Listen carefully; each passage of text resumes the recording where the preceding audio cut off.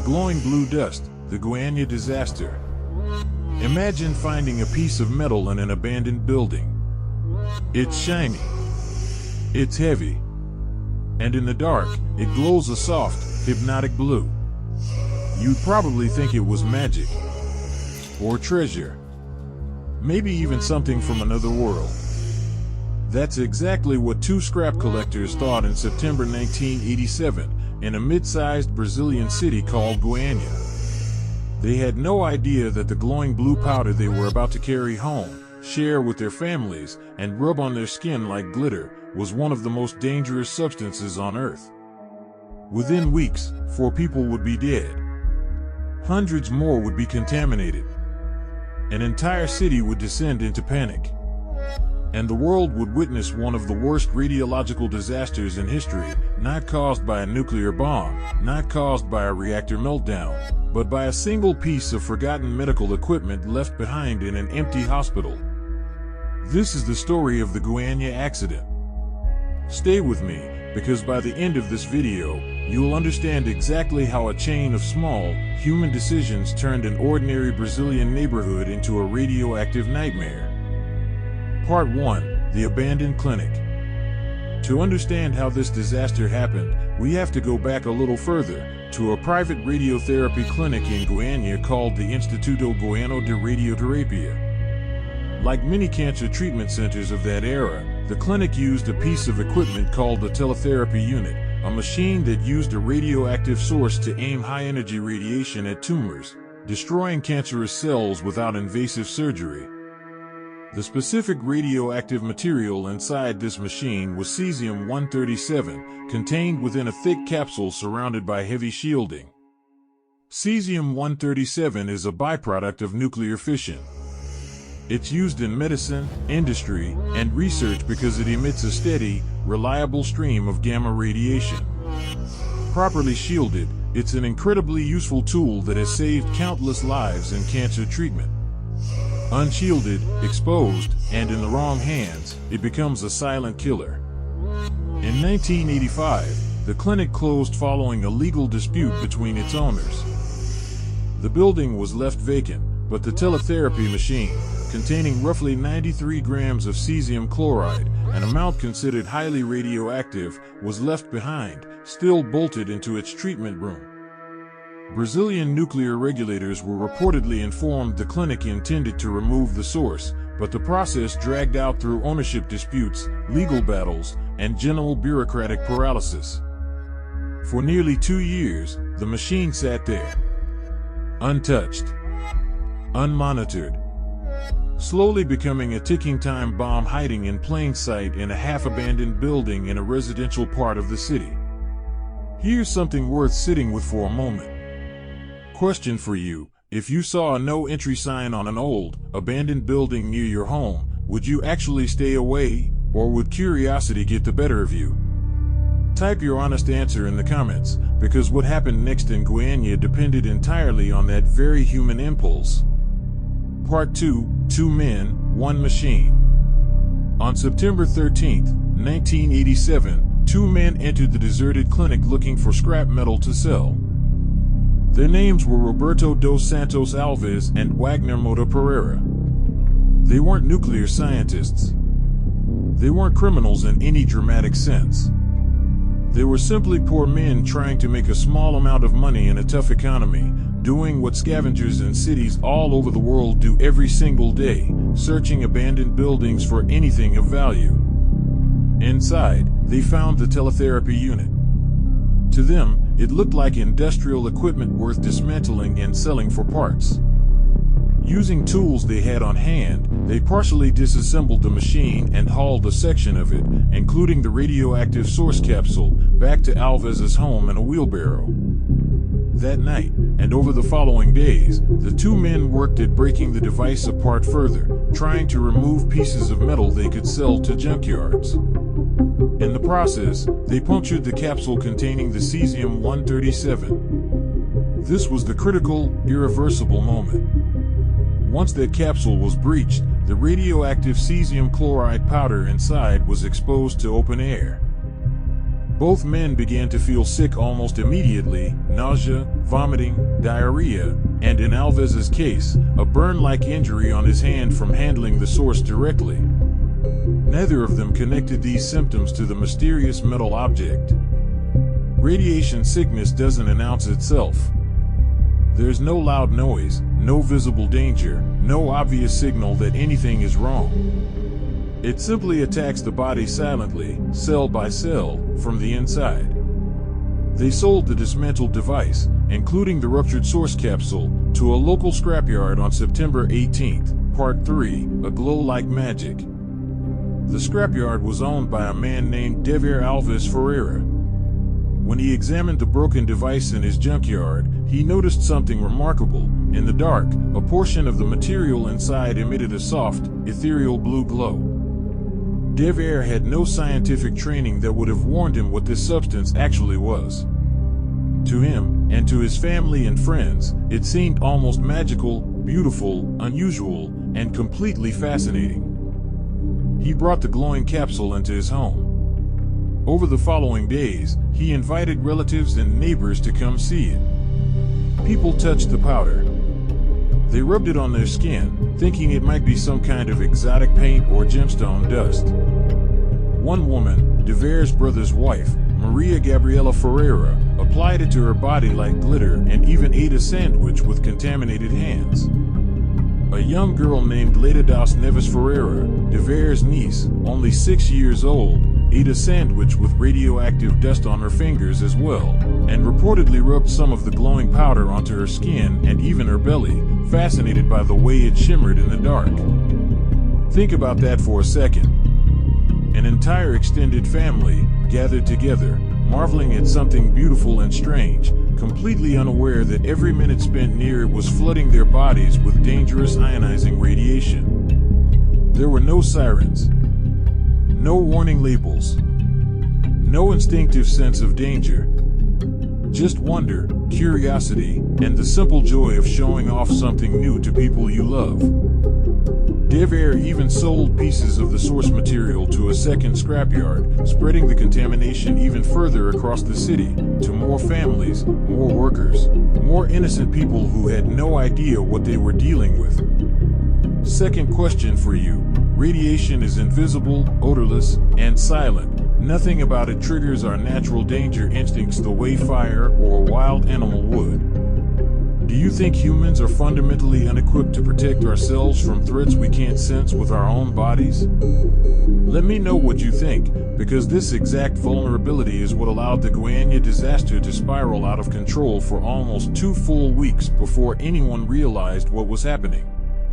Part 4, The Sickness Spreads. By the last week of September, people across several households were becoming seriously ill. Vomiting, diarrhea, dizziness, skin lesions and burns that wouldn't heal, hair loss. Dever's wife, Gabriela Maria Ferreira, grew increasingly worried, particularly as her husband and members of her family grew sicker by the day. At first, doctors in Goiânia had no reason to suspect radiation exposure. This wasn't a nuclear facility, a power plant, or a military site. It was an ordinary Brazilian city with no radioactive industry to speak of. Physicians treated the strange constellation of symptoms as everything from food poisoning to allergic reactions to unknown tropical illnesses. Some patients were even initially misdiagnosed, their conditions worsening while doctors searched for answers that made no medical sense given what they thought they knew about the situation. It was Gabriela who ultimately changed the course of the disaster. Increasingly certain that the mysterious glowing material was responsible for the illnesses spreading through her family and friends, she took a sample of it, wrapped in a bag, to the local public health department for testing on September 29th, more than 2 weeks after the capsule had first been broken open. A visiting medical physicist, who happened to be assisting the health department that day, recognized something was deeply wrong almost immediately. Using improvised equipment, he detected dangerously high radiation levels coming from the sample. Understanding the potential scale of the danger, he alerted regional authorities, who in turn contacted Brazil's National Nuclear Energy Commission, CNEN. What followed was the beginning of one of the largest radiological emergency responses ever conducted outside of a nuclear accident at an actual power facility. Part 5. The city wakes up to the danger. Once officials confirmed the material was cesium-137 and understood that it had been circulating through the community, unshielded, for over 2 weeks, the response accelerated dramatically. Emergency teams descended on Goiânia. The scrapyard, homes, and surrounding areas were cordoned off. Entire houses were later demolished because the contamination had soaked so deeply into walls, floors, and furniture that decontamination was considered impossible. Authorities set up a mass screening operation at a local stadium, the Estadio Olímpico, where tens of thousands of residents lined up to be checked with Geiger counters for radioactive contamination. Picture that scene for a moment: an enormous stadium, normally filled with the roar of football crowds, instead filled with anxious families standing in long lines, waiting to learn whether an invisible poison had entered their bodies. Ultimately, out of more than 112,000 people screened, 249 individuals were confirmed to have significant radioactive contamination, either externally on their skin and clothing, or internally through ingestion or inhalation of the material. The most severely affected were the people who had been closest to the source for the longest: Dever Ferreira, his family, and the scrapyard workers who had handled the material directly. 20 people were hospitalized with acute radiation syndrome, a condition where the body's cells, particularly in the bone marrow and digestive system, are so damaged by radiation exposure that the body can no longer repair or regenerate itself effectively. 4 people ultimately died from their exposure over the following weeks: Dever's employee Israel Batista dos Santos, Dever's wife, Gabriela Maria Ferreira, the very woman who had gone to authorities and likely saved countless other lives by doing so, Edmilson Alves de Souza, another scrapyard worker, and 6-year-old Leda das Neves Ferreira, the little girl who had rubbed the glowing dust onto her skin like body paint. Leda's death was particularly devastating to the international community that followed the story. Her internal contamination was so severe that when she died, her body itself was considered a radiation hazard.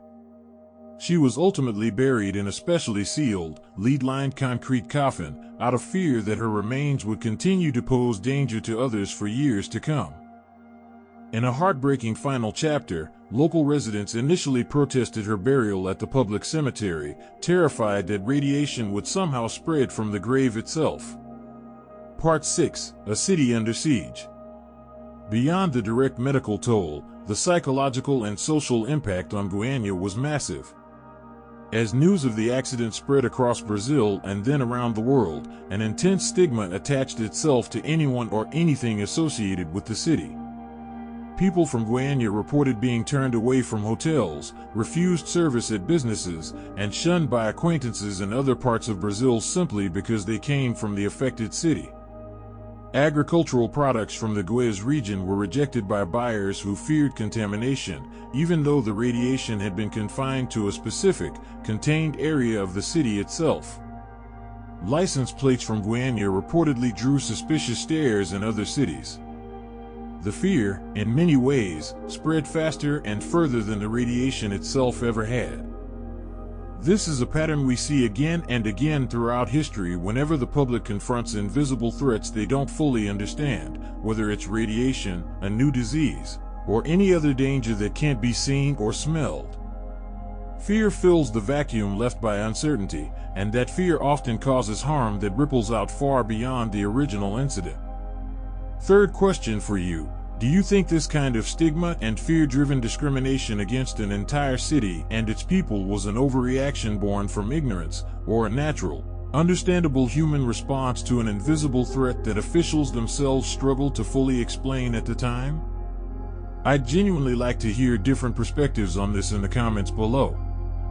The cleanup operation that followed was staggering in scale. Specialized teams, many trained in radiological decontamination, worked for months removing contaminated soil, demolishing homes, and safely packaging waste. In total, workers removed roughly 3,500 cubic meters of contaminated material, soil, debris, furniture, clothing, and building materials, which was eventually sealed and buried in a purpose-built radioactive waste repository outside the city. The scrapyard where it all began was completely demolished. The site today remains marked and monitored, a quiet, permanent scar left behind by 2 weeks of confusion, curiosity, and tragedy. Part 7. How could this have been prevented? It's natural, looking back on a disaster like this, to search for the single moment where everything could have been stopped. And in truth, there were several. If the closed clinic had properly removed and secured its radioactive source before abandoning the building, none of this would have happened. If regulatory oversight in Brazil at the time had included stricter tracking and mandatory removal timelines for decommissioned medical radiation sources, the machine wouldn't have sat neglected for nearly 2 years. If the scrap collectors had understood what they were looking at, or if there had been clear international symbols and warnings recognized even by people without technical training, the capsule might never have been opened. The Goiânia accident became a pivotal case study for nuclear regulators, medical physicists, and international bodies like the International Atomic Energy Agency.